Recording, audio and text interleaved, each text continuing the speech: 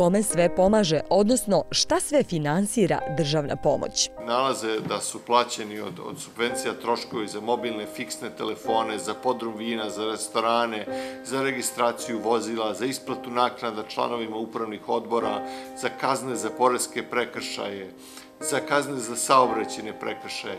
Imali smo jednog korisnika koji je $1.000.000 isplatio mesari, pri čemu to nije fabrika kobasica pa da pomislite da su kupovali sirovine, nego je reč o preduzeću iz oblasti mašinogradnje. Najpre kako se dodeljuje. Kažu nekada zaobilaznim putem, kroz garancije na kredite.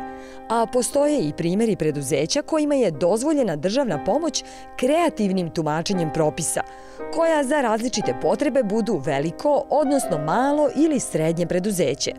A reč je o milionskim iznosima.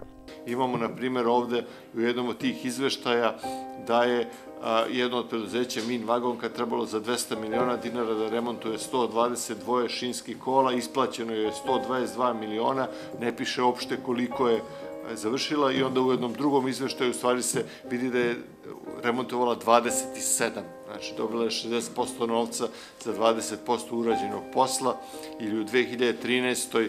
trebalo da isporuči 385, do kraja avgusta te godine isporučila 49 vozila. Nije precizno utvrđeno da li su firme koje su dobijale novac radile ono što je bila uobičajena praksa, dobiju novac, raskinu ugovor sa radnicima, onda ih ponovo zaposle i prijave da su povećani broj zaposlenih. Da li neko ovo kontroliše? Zvanično da, ali za 5 godina nije donesena ni jedna odluka o vraćanju nedozvoljene ili nezakonito dodeljene pomoći. Nema praktično mehanizma kojim bi komisija utvrdila da je neko dodelio državnu pomoć, a da je to nije prijavio. Ko je odgovoran što čak i ako se utvrdi da državna pomoć nije bila dozvoljena, nema nikakvih sankcija za onoga ko je to uradio.